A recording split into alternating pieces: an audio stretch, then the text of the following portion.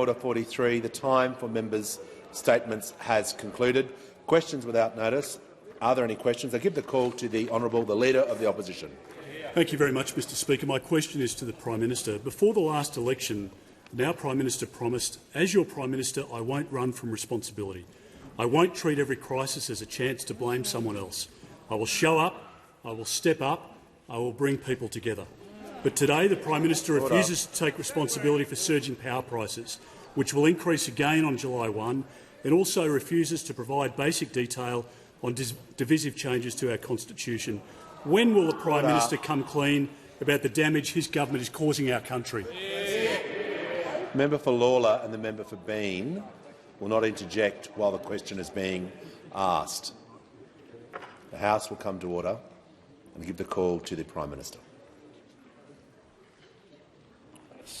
Thanks, Mr Speaker. That was a very wide-ranging question from the Leader of the Opposition. I say to the Leader of the Opposition— Member for Deakin. You're the Leader. You can get more than one question a day. So I say to the Leader of the Opposition, next time maybe divide it up and not try to mix energy policy, First Nations policy, constitutional change and everything else that was included. That was included in that. But I am asked by the Leader of the Opposition, who of course is a Queenslander, and I'm a friend of Queensland 365 days a year and 362 nights, Mr Speaker. But I have to say to you, Mr Speaker, tomorrow night is not one of them. Tomorrow night is not one of them, and I hope that New South Wales goes well.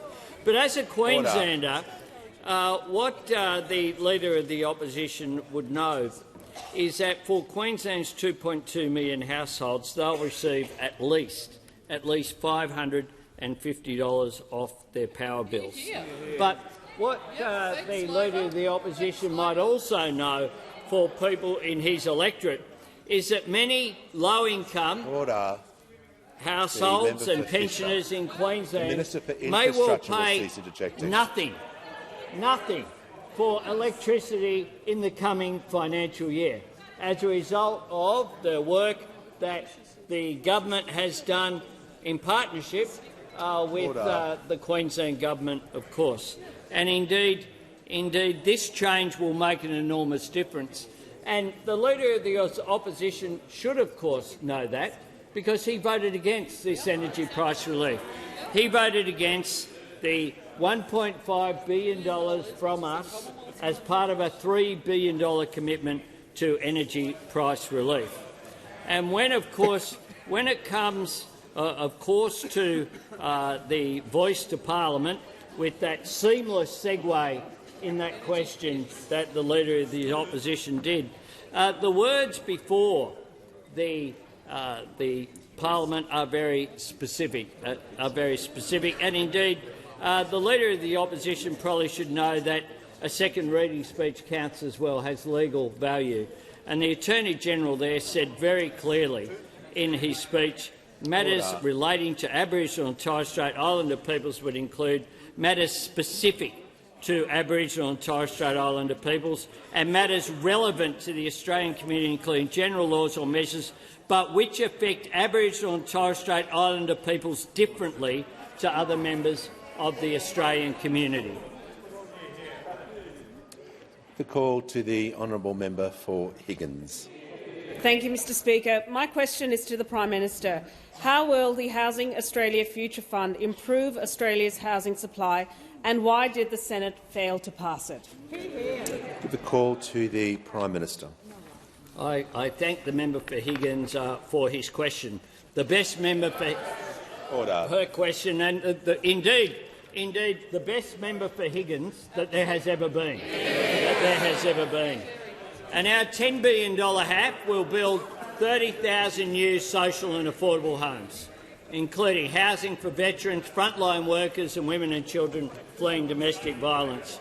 But of course, yesterday the Liberals and Nationals were teamed up with the Greens political party in the Senate to block support for this. We know that this means that every day of delay means $1.3 million a day not going to social and affordable housing for Australians. And that is the price that the Greens political party, with their new coalition allies in the Liberal and National Party, want Australians to pay. That's what they want Australians to pay. Because for the Greens political party, this isn't about renters. It's not about people in social housing. It's not about affordable housing. It's about them. They want the issue, not the outcome. They deal in protests, we focus on progress. They see issues to campaign on, we see challenges to act on. They want to build their profile, we want to build more homes. And I say to the Greens political party, there are more people involved in this than you. Understand who you are saying no to. You're saying no to people who are at risk of homelessness, who are veterans. You're saying no to homes for women and children escaping domestic violence. You're saying no to Indigenous Australians in remote communities.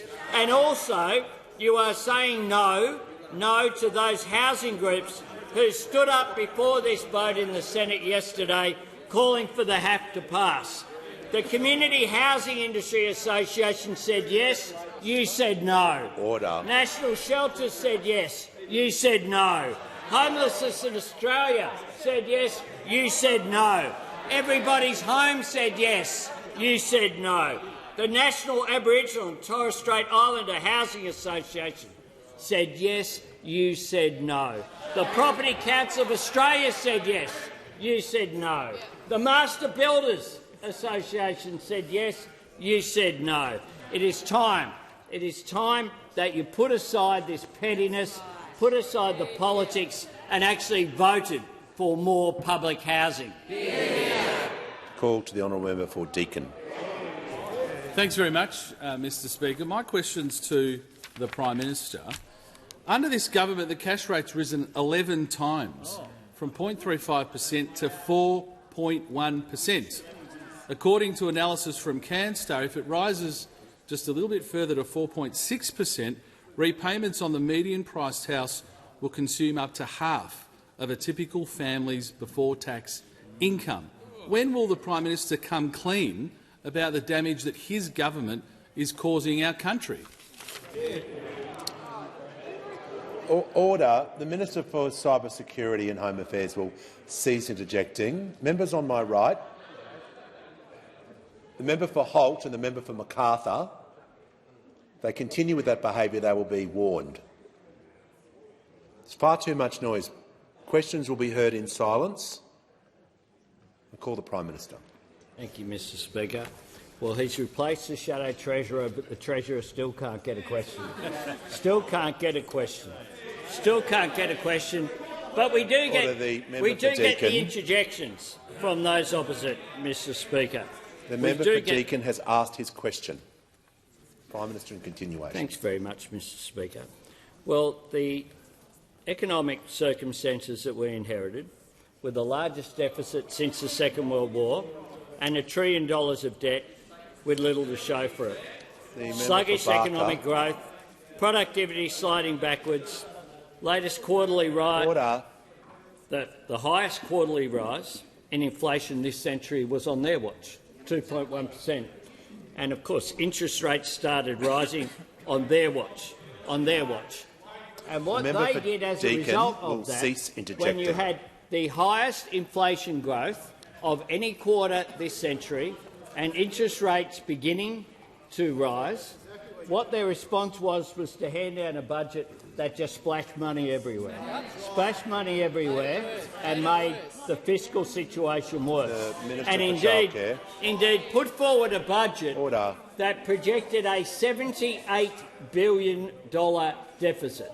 And what we did was turn that around. We turned that around so that the projection is for a $4 billion surplus. And we did that whilst we have the strongest jobs growth in the first year of any new government in Australian history. 465,000 new jobs created. For the first time, more than 14 million Australians have a job.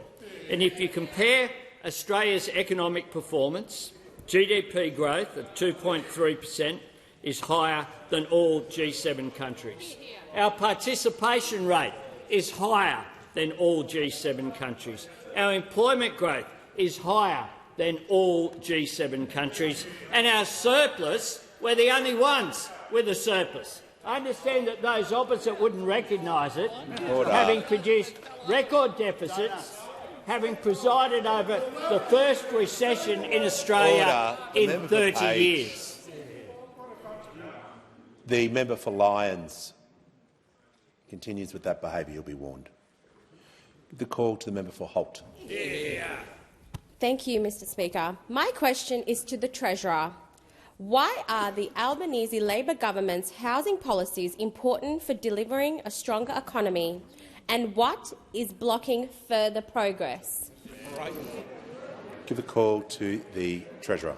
Thanks, Mr Speaker, for the call. Thank you to the member for Holt for her question and her community for the opportunity to work with her on housing affordability and cost of living pressures and a whole range of other economic issues.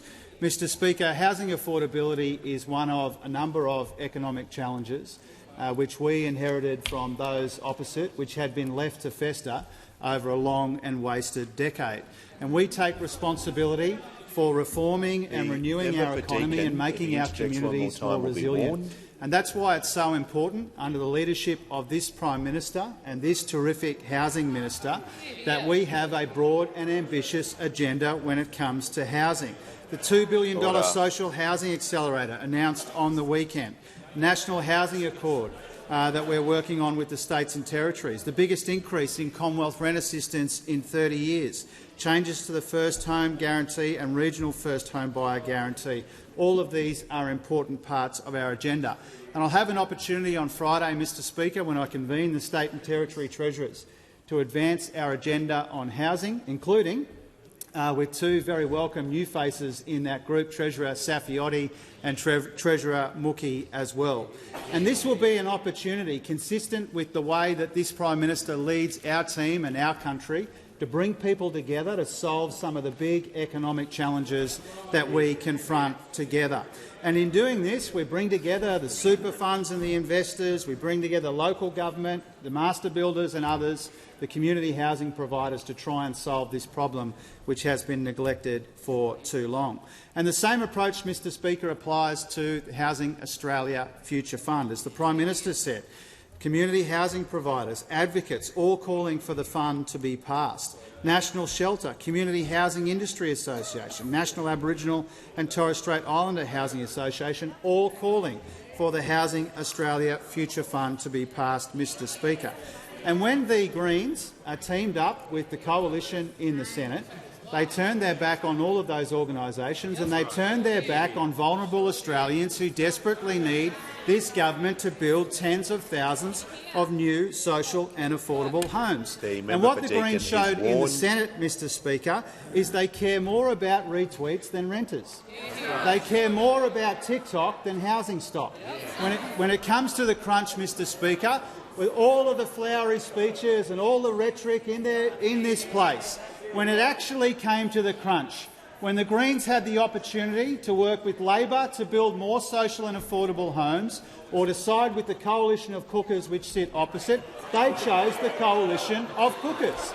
Order. And it will show in the Hansard for all time that when the Greens were given— Treasurer will pause. Just get him to withdraw that last remark. I'll withdraw, Mr Speaker. When they were given the opportunity to vote for more social housing, they squibbed it and they left people hanging. Before I call the member for Curtin, I have a couple of acknowledgements I'd like to do. I'm pleased to inform the House that present in the gallery today is a delegation of the representatives from Bowel Cancer Australia, also from the Multicultural Australia's Future Leaders Advocacy Group, and also a delegation from Vietnam and students who are in the glass gallery tonight. A warm welcome to you all. Give the call to the member for Curtin. This is a question for the Prime Minister. There's an unhealthy codependency between government contractors and political parties. On average, Australia's major parties are pocketing $430,000 every single year in donations from the Big Four consultancy firms. In return, Labor and the former coalition government have handed them contracts worth billions, $1.4 billion last year alone. Will the government follow other OECD countries and ban political donations from significant government contractors? Order. The member for Moreton will cease interjecting. So will the member for Riverina. Prime Minister has the call. I thank the member for Curtin for her question. I note that there was a lot more money raised for the Curtin campaign than there was for Greenlow. I do make that point, Mr Speaker. I do make that point. I do make that Order. point. The member for Petrie. And it was a good campaign, and I'm pleased that she's here. I say congratulations. Congratulations. Order. I don't know who the Labor candidate was for Curtin, but I don't think they thought they were going to win, Mr Speaker. The fact is that what we have done as a government is to employ more public servants in order to reduce the reliance on contractors. Exactly right. That is what we have done. We are addressing these issues because what we understand is that you've got to rebuild the Australian public service. We understand that public service is an honourable profession, and we have given respect so that every single one of my ministers had... Order. The Prime Minister will pause. Order. I'll hear from the member for Curtin on a point of order. A point of order on relevance. The question is about banning political donations. No, the question also includes... Order. Order. The question included a preamble about government contracts. So that is part of the question. So the Prime Minister is able to answer the part of the question, and he's being relevant to the question. Thanks very much, Mr Speaker. And indeed, every single one of my ministers has been down to their department, not just to meet with the secretary and the deputy secretaries and the senior people, but to meet with the people on the front line, whether they be people in Minister Shorten's portfolio in Centrelink, whether they be the people working in Amanda Rishworth's portfolio, whether they be the people in the Department of Environment with the Minister for the Environment, to say thank you, and we honour the work that they do. But what we are doing very clearly, if you look at where we're at, we are seeking to rebuild the public service exactly so we're not as dependent upon contractors as happened over a period of time. Over a period of time, more and more, for things that should be the automatic function of government, getting advice to public servants in an independent way, whereby no one can argue that there's any private sector connection or profit motive involved, that you get that advice to government. I believe that will lead to better government. It's something my government is committed to. It's something that we're implementing in practice, and it will make a difference and produce better government in this country. Give the call to the honourable member for Macon. Thank you, Mr Speaker. My question is to the Minister for Housing and Homelessness. How is the Albanese Labor government getting on with the job of making sure more Australians have a safe and affordable place to call home? And what is blocking long-term certainty to build more social and affordable homes? Give the call to the Minister for Housing, Homelessness and Minister for Small Business. Thank you, Mr Speaker, and I want to thank the member for Macon for that question. Order. I know that he, like many of us in this place, wants to see more Australians have a safe, affordable place to call home. I know that he also has been very supportive of the government's broad housing agenda that we have been busy implementing. Indeed, Mr Speaker, last weekend on Saturday we did announce the $2 billion social housing accelerator that will help build thousands of homes across Australia and help get those Australians who have been waiting on public housing lists into a home. Mr Speaker, we also, of course, unlocked the $575 million coming out of the Jobs and Skills Summit, and we have homes under construction today in Australia because of that. And then in our first budget we had the Housing Accord. We have made changes to the Family Home Guarantee, and with more changes to come on 1 July. In our last budget we made changes to Build to Rent. We increased the Commonwealth rent assistance and, of course, our $2 billion in additional financing for more social and affordable homes, Mr Speaker. This financial year, we're investing $9.5 billion in housing and homelessness services. $9.5 billion in 1 year so that more Australians can have a safe, affordable place to call home. Because it's all about people, Mr Speaker. It's about those Australians who are doing it tough, those Australians that need a roof over their head and need it today. But what we saw yesterday with the Housing Australia Future Fund in the Senate, of course, is disgraceful. Mr Speaker, I can't put it any other way. When we have Australians who are doing it tough, when we have people languishing on public housing waiting lists, when we have women and children fleeing family violence, older women at risk of homelessness, veterans at risk of homelessness, and we have the Liberals and the Nationals teaming up with the Greens to block this important legislation in the Senate that will deliver 30,000 social and affordable rental homes in the first 5 years of the fund. Mr Speaker, as we've heard, frontline service providers, community housing providers, construction industry members all support the Housing Australia Future Fund and it getting through the parliament.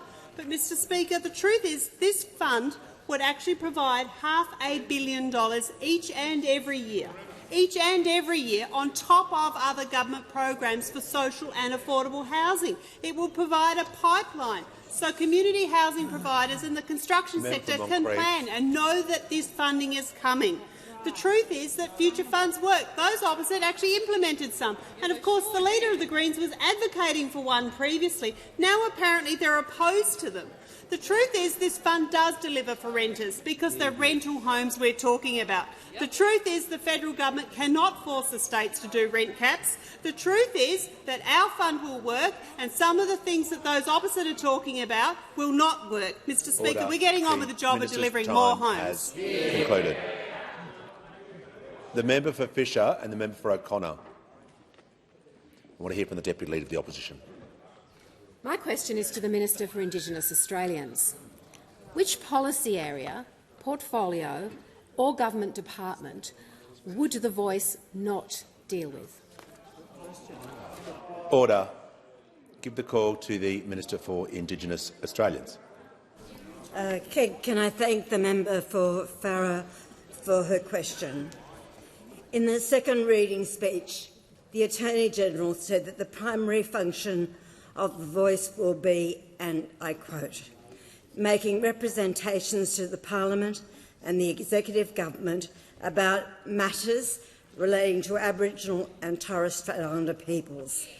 Matters relating to Aboriginal and Torres Strait Islander peoples would include matters specific to Aboriginal and Torres Strait Islander people and matters relevant to the Australian community, including general laws or measures but which affect Aboriginal and Torres Strait Islander peoples differently to other members of the Australian community. Member for Lawler.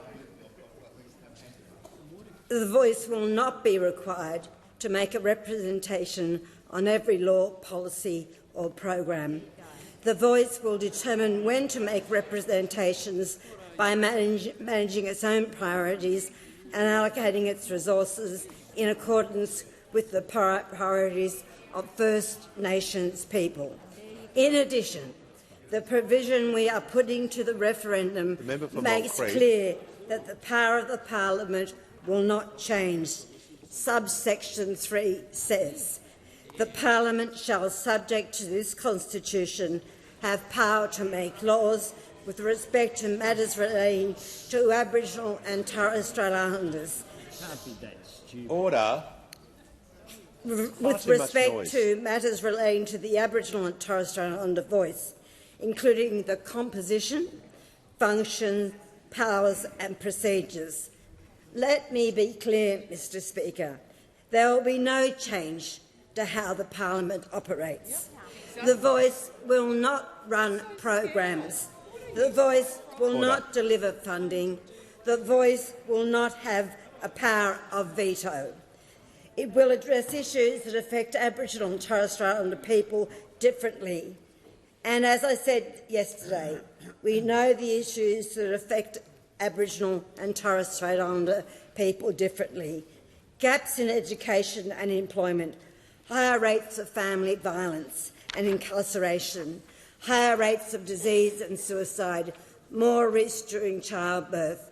Let me be very clear. This is about two things. It's about recognition and listening, and I can assure the Parliament recognising Aboriginal and Torres Strait Islander people in our Constitution and listening to them so we get better outcomes. It is the means to the end. The end is the better future for First Peoples. Give the call to the honourable member for Cornwall. Thank you, Speaker. My question is to the Minister for Social Services. How is the Albanese Labor government delivering on its commitment for housing policy, including for women and children escaping family and domestic violence? What is blocking further progress? The call to the Minister for Social Services. Thank you, Speaker, and I'd like to thank the member for Cornwall for her question and for her deep commitment to housing policy in this country. The Albanese government has a comprehensive housing agenda for Australia. We are delivering the largest increase to Commonwealth rent assistance in 30 years, helping 1 million households.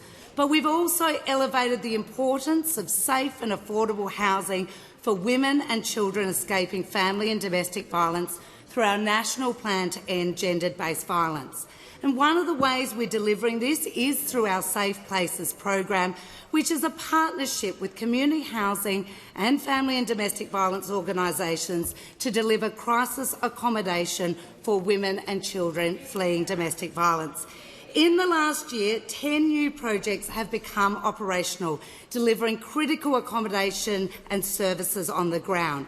Since coming to government, I've also worked hard to ensure that a number of Safe Places projects that have been put back on track after running over budget and behind time because of the former government's poor planning.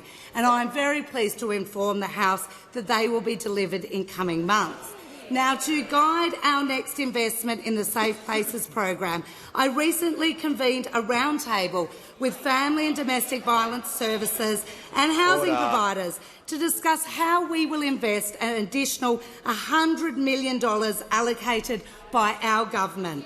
Now, providers at this roundtable certainly welcomed our government's investments, not just through the Safe Places program, but also through our Housing Australia Future Fund. Indeed, they saw the opportunity that a combination of the Safe Places program alongside the investment opportunities and possibilities provided by our Housing Australia Future Fund could deliver, and in particular the opportunity to provide a broader array of housing options for those in need. It was therefore disappointing to see this important investment being blocked by the Greens and the Coalition, who are more interested at playing politics than seeing tangible delivery. This delay is a lost opportunity and has real-life impact. If those opposing more housing on the ground won't listen to the government, they should listen to those working on the front line about this impact. Ivan Simon from the National Aboriginal and Torres Strait Islander Housing Association said his staff had spent the last 18 months preparing 3,000 properties to start construction as soon as the bill was passed, which may not happen now because we may have missed the boat.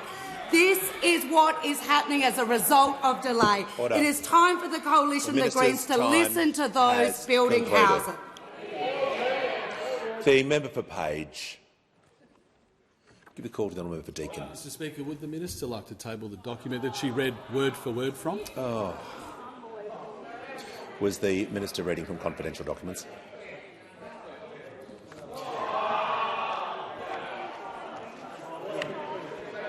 Order. Order. The Minister for Social Services. Order. I want to hear from the order. I want the House to come to order so I can hear from the Deputy Leader of the Opposition. My question is to the Minister for Indigenous Australians. Would the Voice be able to make representations to the Chief of the Defence Force on military acquisitions or the location or operation of military bases? Mr. Speaker, the Prime Minister is laughing at me. Can I repeat the question? The House. Members on my right, the member for Cooper and the Minister for Home Affairs will cease interjecting. So will the member for Cunningham. The member for McNamara is warned. If he says one more thing during question time, he'll leave the chamber. The House will have absolute silence so I can hear from the Deputy Leader of the Opposition. My question is to the Minister for Indigenous Australians. Order. The member for Hunter will leave the chamber under 94A. Would the Voice be able to make representations to the Chief of the Defence Force on military acquisitions or the location or operation of military bases?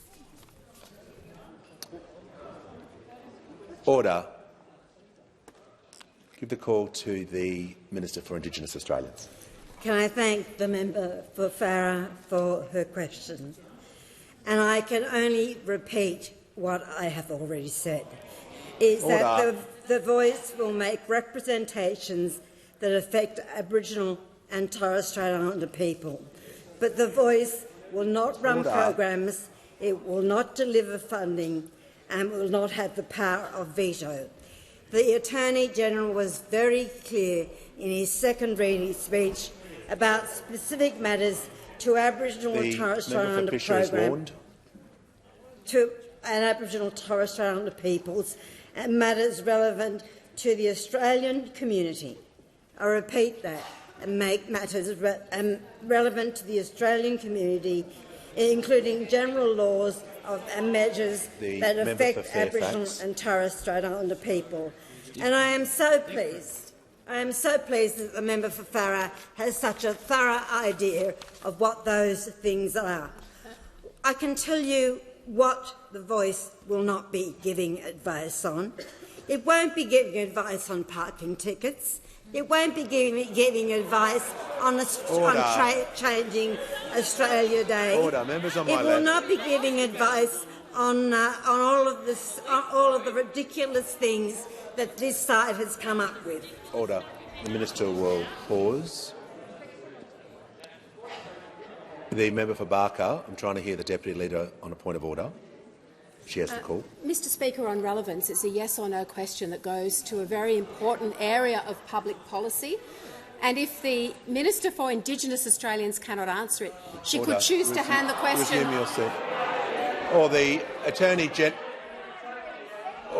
Order. Order.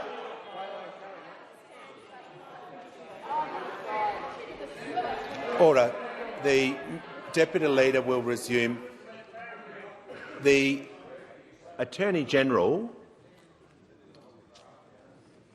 will cease interjecting, and I'll hear from the Leader of the House. Mr. Speaker, I'd suggest that every part of that point of order was an abuse of the standing orders.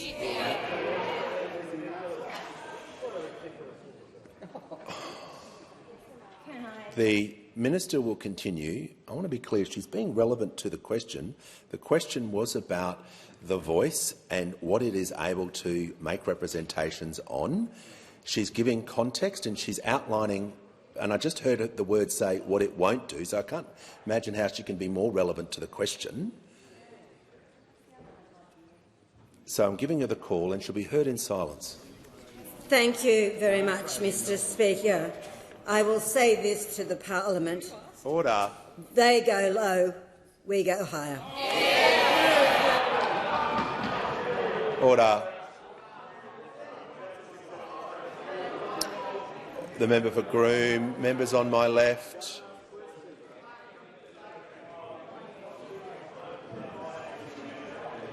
Order. The Minister for Resources will cease interjecting. Give the call to the member for Swan. My question is to the Minister for Resources. How will the new National Critical Minerals Strategy drive the development of Australia's critical mineral sector and help Australia reach net zero? What approaches has the government rejected? Give the call to the Minister for Resources and the Minister for Northern Australia. Thank you very much, Mr Speaker. And I thank the member for Swan for her question. As a former resources worker, she knows very well the great value of the resources sector and the critical mineral resources sector to the economy of Australia. Mr Speaker, today I released Australia's new National Critical Minerals Strategy, which establishes a framework to grow Australia's critical minerals sector. Mr Speaker, the minerals required, as you may know, to develop a standard solar panel include, but are not limited to, gallium, indium and silicon, all of which are presently on our critical minerals list, and several important minerals also like aluminium and zinc. Silicon is used to generate electricity in solar panels, while aluminium is the ideal metal for the frame that contains a solar panel because it is lightweight, conducts heat, durable and can be easily recyclable. Now, these minerals are the ones the world needs to reach net zero emissions by 2050, and the world absolutely knows this. And it is absolutely astonishing the depths to which the Liberals and Nationals were willing to put their heads in the sand while they were in government and ignore the obvious connection between critical minerals and reaching net zero. And this is the approach that this government has rejected. Another approach we rejected is the approach of issuing two versions of the critical minerals strategy and failing to consult absolutely anyone at all. This approach is the rock bottom of policy development in this nation, and those opposite were responsible for it. The new National Critical Minerals Strategy released today by the Albanese Labor government changes that. Australia has the geology, and thanks to this government we now have the policy. As I've said before, the road to net zero runs through Australia's resources sector. Thanks to this government, our strategy highlights the role that our critical minerals will play in the world's net zero ambitions. This strategy will help to create diverse, resilient and sustainable supply chains. It will build our sovereign capability in critical minerals processing, and it will extract more value from our resources, resulting in more jobs and economic activity for our regions, and it will help deliver net zero by 2050. And, Mr Speaker, Northern Australia will play a very important role in the development of this industry, and that is why we have earmarked $500 million of NAIF's additional $2 billion appropriation to projects that ally with this critical mineral strategy. This government has also earmarked $1 billion for the Evaluating Resources Fund, part of the broader $15 billion National Reconstruction Fund, which, of course, those opposite did oppose. This government, through Prime Minister Albanese, established the Australia-United States Climate, Critical Minerals and Clean Energy Transformation Compact, a compact which would be impossible for those opposite to have ever introduced because they denied the important link between critical minerals and reaching net zero emissions in this country. This government has— The minister's time has concluded. Give the call to the Manager of Opposition Business. My question is to the Minister for Indigenous Australians. Does the minister have full confidence in Thomas Mayo remaining on the referendum working group when he referred to the powers that be as murderers and sees the Voice as the first step towards reparations and compensation?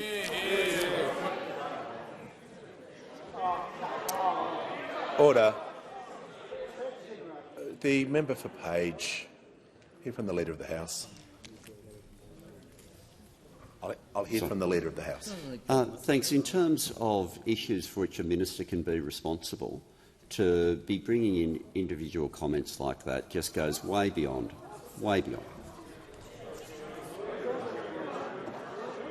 Order. Hear from the Manager. Well, Mr Speaker, standing orders are very clear. A minister can only be questioned on the following matters for which he or she is responsible or officially connected: public affairs or administration. Now, this is squarely within the responsibilities of the Minister for Indigenous Australians. The question is in order. I'll call the Minister for Indigenous Australians. Thank you, Mr Speaker, and I think thank you to the member for the question. I will say three things. The Voice is about doing things differently. What we have been doing for many decades, despite the best will in the world, has clearly not worked. And that's what I outlined yesterday with life expectancy, educational outcomes, housing, employment. I spoke to an Aboriginal elder this morning, and she spoke about the moral authority that this would give her people. In relation to the issues that the Voice is responsible for, I can only make this point. It does not have a capacity to fund anything. We give a call to the member for Blair. Speaker, my question is to the Minister for Climate Change and Energy. How is the Albanese Labor government providing additional support to Australian households and small businesses with the cost of energy from the 1st of July? Have there been any obstacles in developing this plan? Give a call to the Minister for Climate Change and Energy. Well, thanks very much, Mr Speaker. I thank my honourable friend for his question. I'm very pleased to tell him that on the 1st of July, just like in so many other policy areas, there will be real and material relief provided by the Albanese government when it comes to cost of living. And in relation to energy, there will be more than 5 million houses right around Australia that receive energy bill relief. And, Mr Speaker, I'm very pleased to inform the honourable member for Blair and your good self, sir, that 1.1 million of those households will be in Queensland, and the average bill relief avoided, or the average bill relief received, increase avoided for Queensland families will be $819. That's for those families that receive the rebates. The impact of our coal and gas caps and our bill relief that was legislated last December and was opposed by those opposite. Those opposite opposed that relief for 1.1 million Queensland households. They opposed the bill relief right across Australia. And also, Mr Speaker, that relief also applies to small businesses. And there are around 1 million small businesses that will receive relief, and 205,000 of those businesses are in the great state of Queensland. 205,000 businesses that will receive bill relief and reduced bills as a result of the action of the Albanese government in Queensland that was opposed by those opposite. But of course, we know there's more to do as well.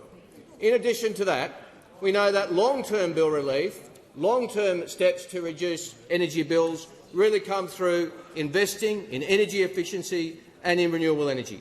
Businesses around Australia know what the opposition does not know, that renewable energy is the cheapest form of energy available in Australia. So businesses sends them off every time, Mr Speaker. Sends them off every time when you talk about renewable energy being the cheapest.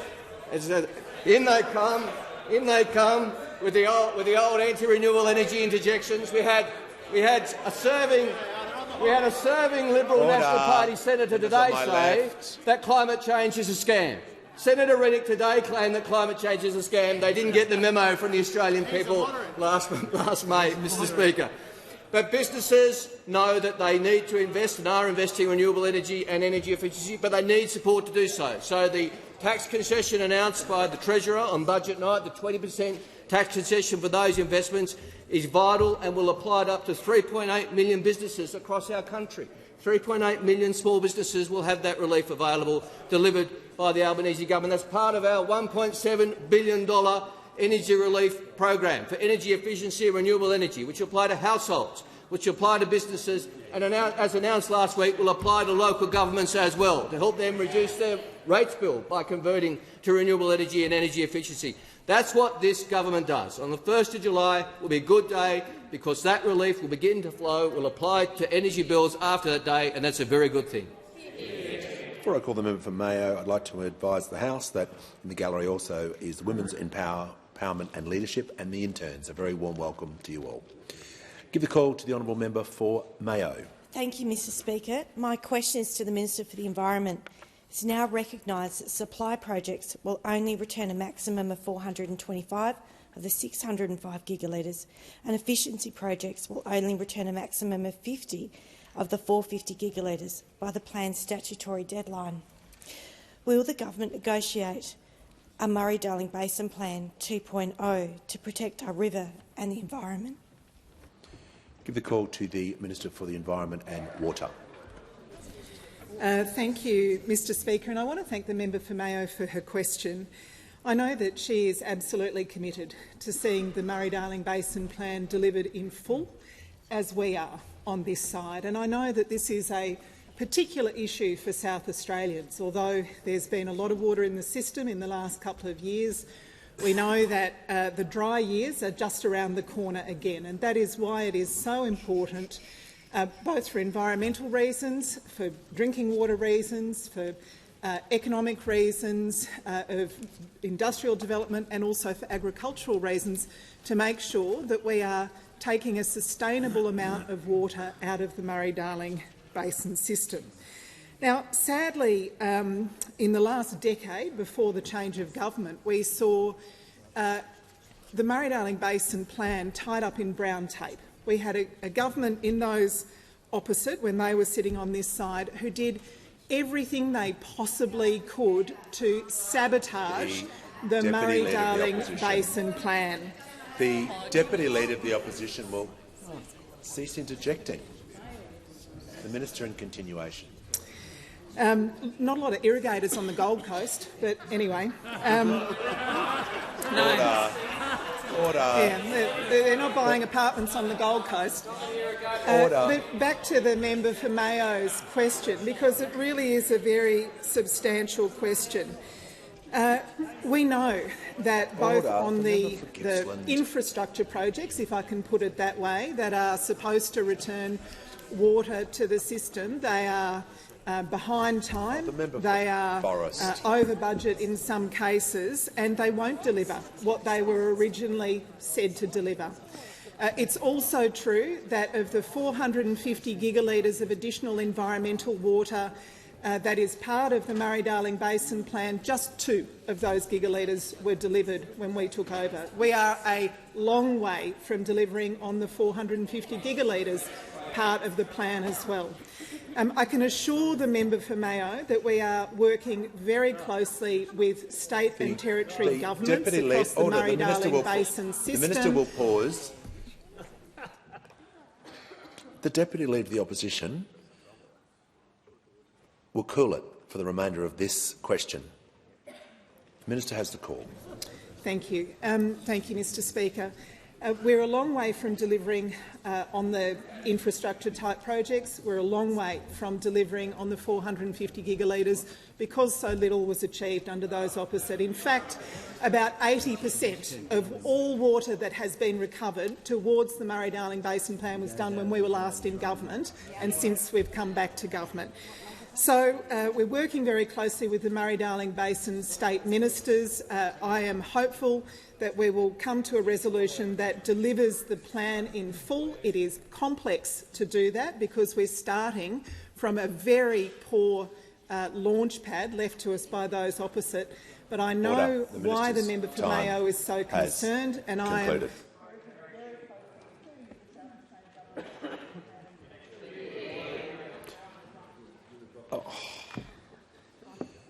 The Deputy Leader of the Opposition is warned. I specifically said no more interjections. Give the call to the member for Dunkley. Thank you, Speaker. My question is to the Minister for Education. What action is the Albanese Labor government taking to close the education gap, which has worsened over the last decade, and why is closing that gap so important? Give the call to the Minister for Education. Thanks, Mr Speaker, and can I thank the awesome member for Dunkley for her question. We've got a good education system, but it can be a lot better and a lot fairer. The fact is that a lot of the big challenges we face in education have got worse over the last 10 years. Teacher shortages have got worse. In the last 10 years, there's been a 12% drop in the number of young people becoming teachers. School attendance rates have got worse. They've dropped from about 93% 10 years ago to 87% last year. And the gap in reading skills of children from poor families and wealthy families has got worse as well. 15 years ago, the gap in reading skills of 8-year-olds from poor families and 8-year-olds from wealthy families was about 1 year of learning. And now it's 2. And the fact is most of those children never catch up. In fact, the reverse happens. The gap gets bigger and bigger. And the result of that, Mr Speaker, is this. In the last 6 years, we've seen a drop in the percentage of young Australians finishing high school, particularly poor kids and particularly in public schools. In 2017, 83% of students in public school finished Year 12. Last year, that was 76%. And this is happening at a time where 9 out of 10 new jobs require you to finish school and then go on to TAFE or to university, at a time where we need more people to finish school, not less, rich and poor, city and the bush, black and white. This is what we've got to fix. In 2 weeks' time, education ministers will consider major reforms to the way we train our teachers, to teach literacy and numeracy and classroom management and better prepare them for the classroom. A few months ago, we made major changes to NAPLAN to raise the bar, lift the minimum standard that students are expected to meet, and more clearly identify the children that need additional support. The next step is to provide them with that additional support. And we've committed to work with state and territory governments to make sure all schools are put on a path to full and fair funding. That funding's important, but so is what it's spent on, what it's invested in, what it does, the difference that it makes. We've got to close that funding gap and the education gap. That's why I've said the next National School Reform Agreement will set targets and tie funding to the sort of things that will help children who fall behind and make sure that more children finish school. On election night, the Prime Minister talked about opening the door of opportunity wider for more Australians. That's what this will do. That's what education does more than almost anything else. And making our education system better and fairer is the key to opening that door for more young Australians. Call to Member Page. Thank you, Speaker. My question is to the Minister for Indigenous Affairs. First Nations Working Group member and Yes23 Director Thomas Mayo has stated that we need the power of the Constitution behind us so we can organise like we've never organised before, and that we keep going, we maintain this momentum until we change the system, until we tear down the institutions. Does the Minister agree with Mr Mayo's statements? Well, there's some difficulty with that question because the minister's got to be directly responsible. So I'll hear from the Leader of the House about the responsibilities of the minister. Mr Speaker, on the point of order, this question was framed quite differently to the previous one, and this one does not go to the minister's responsibilities at all. So I just want to be clear: the minister's responsible. So if you could, I'm going to give you another chance to rephrase the question, and I need to be clear that the minister is responsible for the working group, not the Attorney-General. So I'm just going to seek some advice on that point, because if she's not responsible for the working group, the question will have to be redirected. I'll just seek some advice from the clerk whilst you read.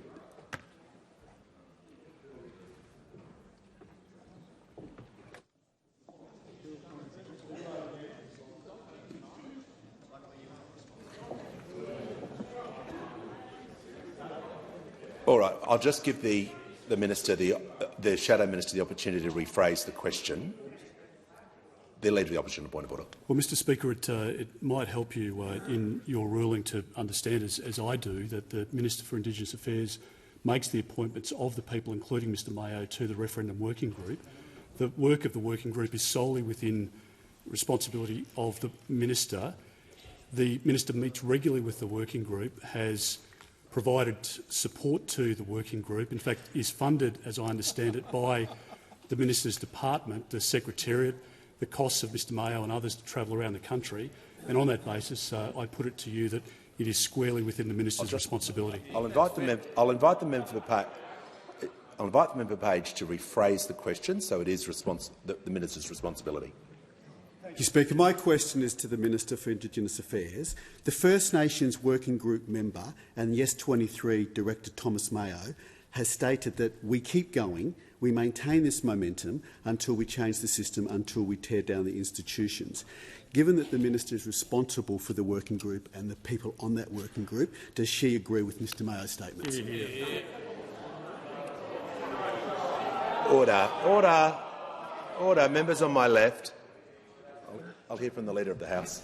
Mr Speaker, the rephrasing doesn't solve the problem that I raised in the previous point of order, which is, after all of the context, the question is just does the minister agree with someone else's statement?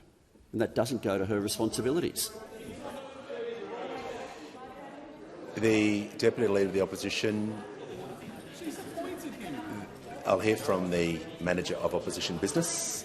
Well, Mr Speaker, it's absolutely clear that the establishment of the referendum working group is within the minister's responsibilities. Now, she can respond to this as she chooses, but the suggestion that the question is in some way out of order is completely incorrect.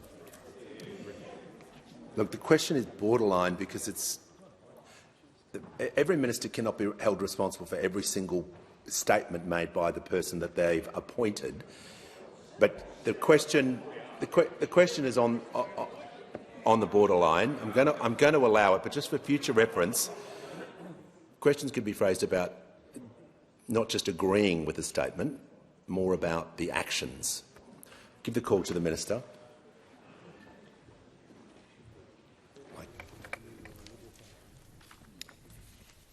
What we have in this nation is a group of people that are poorer, sicker, more incarcerated and die earlier than anyone else.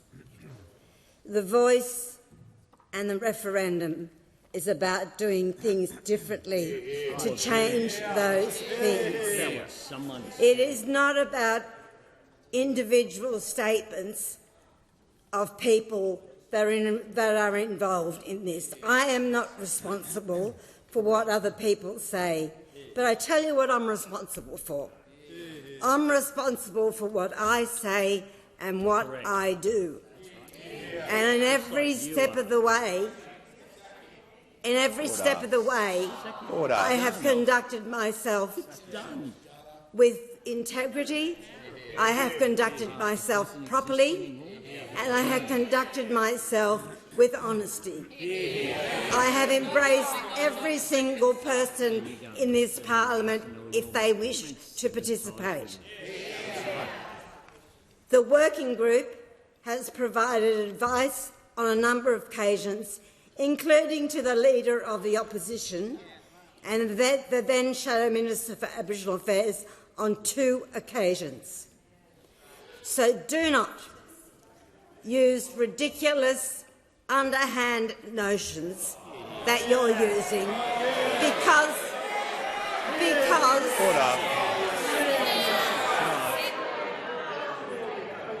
Order. Members on my right.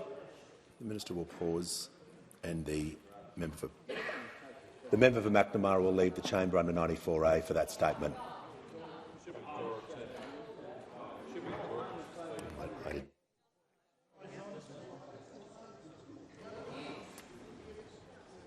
Order. The member for New England. I hear from the member for Page. Thank you. The point of order, Speaker, is relevant. In the question, there was no reflection on the minister. We hold the minister in high regard. But these questions are going to the workings of people who are on her working group and how this voice will work, and I ask the minister to be relevant. Order. Order. The Leader of the House. Mr Speaker, under precedent from both yourself and former speakers, when a question's been allowed that was particularly borderline, there's normally been a pretty light-handed attachment to the relevance rule. That's Speaker Smith, a number of speakers have always, when a question could have been in or out, that's been taken into account in the relevance rule. The minister, in continuation, I'm going to make sure she's remaining relevant to the question. To finish my answer, Mr Speaker, can I just say this, that if anyone wants to have a discussion with me about this issue, I have been available. And there is no way that I can see where I haven't conducted myself appropriately and respectfully. Order. And at the end of the day, this is about doing things differently so that we can move the dial on a national shame in this country. The call to the member for Bean. Speaker, my question is to the Minister for Health. Why is it important to list life-changing medicines on the PBS? And how is the Albanese Labor government overcoming opposition to make those medicines cheaper? Give the call to the Minister for Health and Aged Care. Thank you, Speaker. Speaker, on indulgence, I wonder whether I can add my words of welcome to the Never Too Young group from Bowel Cancer Australia. They've been sharing their stories with members across the chamber about the alarming increase in rates of bowel cancer among young Australian adults and the need for us to lift our awareness, our understanding and our early diagnosis and treatment of young adults. So thank you for sharing your often very difficult stories with us today.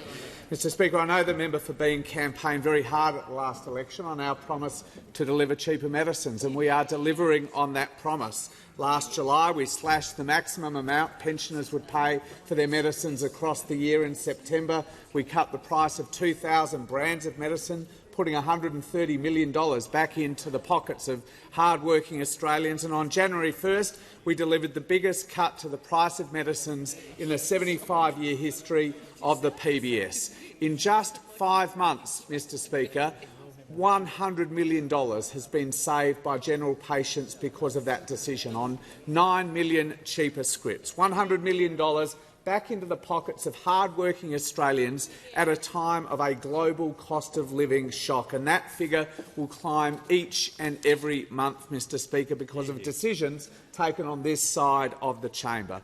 And we continue, Mr Speaker, to put more and more medicines on the PBS, giving Australians affordable access to new cutting-edge treatments that continue to be brought to market in this turbocharged period of discovery that we are all so lucky to be living through. Just this month, we listed a new treatment for a particular form of metastatic prostate cancer called Erleand.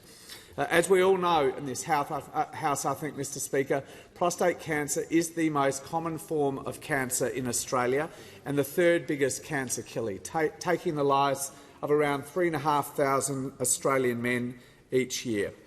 This non-chemo treatment is highly effective, has very limited side effects and is able to be taken in tablet form at home rather than forcing patients to hospitals or to travel often significant distances to medical centres. And around 3,000 men will benefit every single year from this listing, paying just $30 as a maximum for a script instead of tens and tens of thousands of dollars that they would otherwise pay. One patient, Graham, said, for example, after the listing, he said, and I quote, Mr Speaker, "I am so grateful this drug is getting on the PBS. I have a friend in America who is paying $22,000 a month for this treatment, $22,000. Listings on the PBS, I think we all know in this House, Mr Speaker, change and save lives. Our government realises that we still have much more to do, but our commitment to cheaper medicines is making a real difference. The Minister's time has concluded.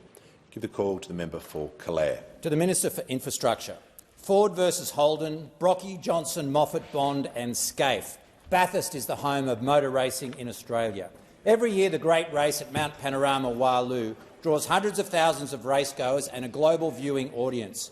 Your department has just pulled $12.5 million in grant funding for a second racetrack and won't allow an extension of the completion date or upgrades to the existing circuit. Will you agree to meet with me and the Mayor of Bathurst to review this outrageous decision? Give the call to the Minister for Infrastructure, Transport, Regional Development and Local Government. Thank you very much, and I thank the member for his question. I know he's a very passionate advocate for his community, but of course the mighty Mount Panorama and the Bathurst 1000. My older brother goes every year. He rings me from the top of the mountain each October. It was a little wet last year, but he's been going for a long time, and I know just how important it is. I am absolutely happy to meet with the Mayor. In fact, I actually spoke to one of the councillors at the recent Australian Council of Local Government from the Bathurst Council about this very issue, and I'm also very happy to meet with the member about it. The facts of the matter are these. This grant, Community Development Grant, was announced almost 3 years ago now. There's been significant problems with planning approvals for the second racetrack, and the Council has informed us that it is unable to meet the deadline to build this racetrack by 2026. That's how long they've got to actually get this done. So the grant has been concluded because it just simply could not be delivered in the timeframe required. But what I do encourage the member and the council to do is to put in an expression of interest to the Growing Regions Fund, a $300 million fund that it opens on the 5th of July, and I'd certainly welcome, I'm sure, an application, if it then goes to application from the Bathurst Council for this project. I understand the council was seeking to move the funds to another project, or it's still at Mount Panorama, I understand, but the previous guidelines of the government of the community development grants would not have allowed that to happen. Give the call to the member for Cunningham.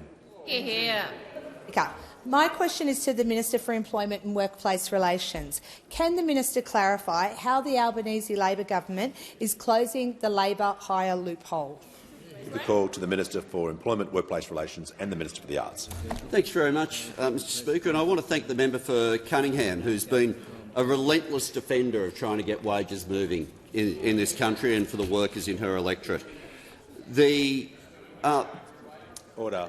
I'm glad as well that the question specifically referred to the need to clarify the labour hire loophole, which is actually a very simple policy. It's just if a business has already agreed to rates of pay in an enterprise agreement, that they shouldn't be able to use labour hire to undercut them.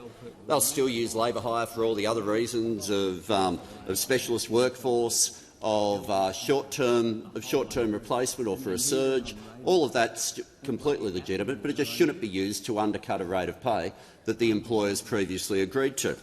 Now, it's important this be clarified because back at the start of the month there was front page of the papers that there was going to be this enormous campaign.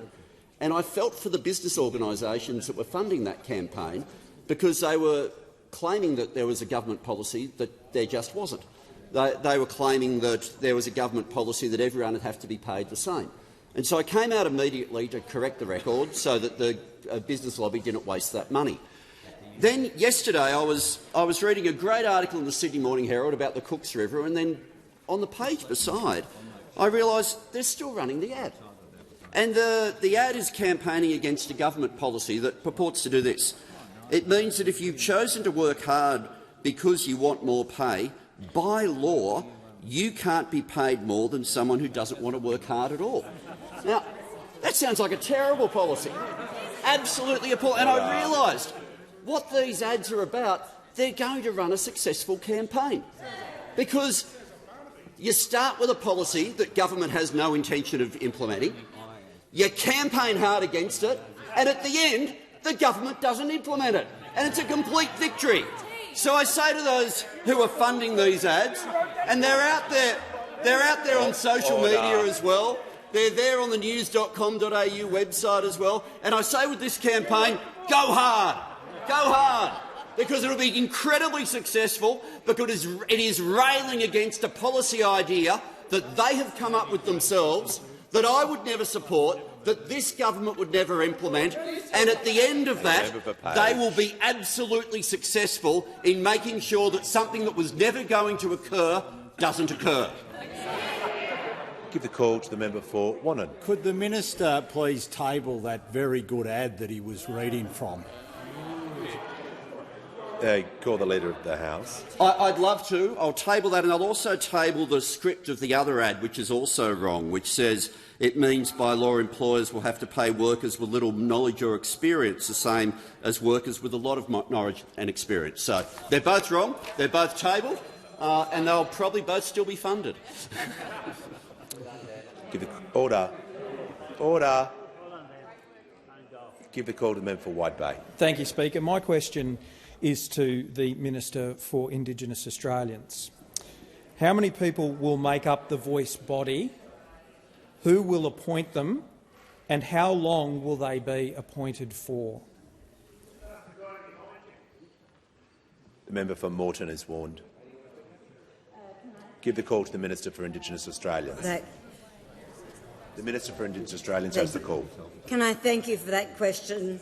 I can only repeat that in the second reading speech of the Attorney-General, he made it very clear that Parliament, subject to this Constitution, have the power to make laws with respect to matters relating to the Aboriginal and Torres Strait Islander voice, including its composition, functions, powers and procedures. Order. Give the call to the member for Bruce. Thank you, Mr Speaker. My question is to the Minister for Immigration, Citizenship and Multicultural Affairs.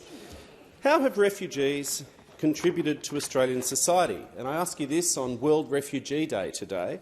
And how has the Albanese Labor government supported those seeking Australia's protection? Call to the Minister for Immigration, Citizenship and Multicultural Affairs.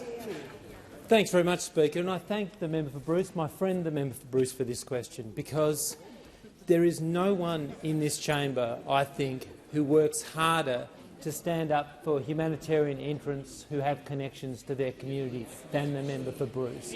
No one who works harder, and frankly few who have thought more deeply about these issues in the parliament.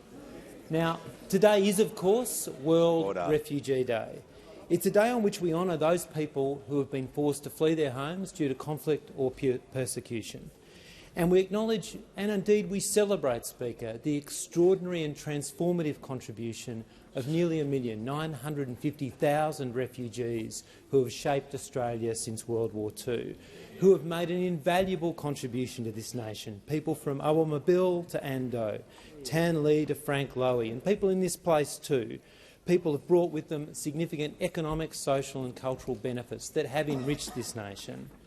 And right now, we need to reflect on this because there are more than 100 million people displaced worldwide, and our government is committed to playing our part in addressing this global challenge. This Refugee Day, the Albanese government reaffirms our commitment to those in need. We also recognise that this means much more than helping someone get to Tullamarine Airport. We need robust settlement support so that people, when they arrive here, can make their contribution, can fulfil their potential to contribute, as so many have done. We've been getting on with the job here, Speaker, and in doing so trying to bring people together in unity, not division. We've delivered on our commitment to convert people on temporary protection visas to permanent protection. Around 3,000 visas have been granted to date, and I'm pleased to advise the House that more than 94% of those eligible have now submitted applications. This is a government that will continue to be tough when it comes to securing our border, while never abandoning our sense of decency and compassion. We are committed to Operation Sovereign Borders and to delivering an orderly and legal pathway for people in need of our protection. We're also on track, I want to inform the House, to fill the 2023 humanitarian program. This will include granting more than 7,900 visas to Afghan nationals, in line with a strong commitment across the parliament to this. As the then minister, the member for Mitchell, said when committing to places following the fall of Kabul, this government has always said that this commitment is a floor, not a ceiling. This is consistent with our government's approach, because we are determined to do more, and we are determined also to change the tone of this debate in this building and in our communities, to a debate that's anchored in compassion and generosity and the fair go, the essence of the Australian spirit, something that of course has been enriched by nearly 1 million refugees. For the Prime Minister. Order. I ask that further questions be placed on the notice paper.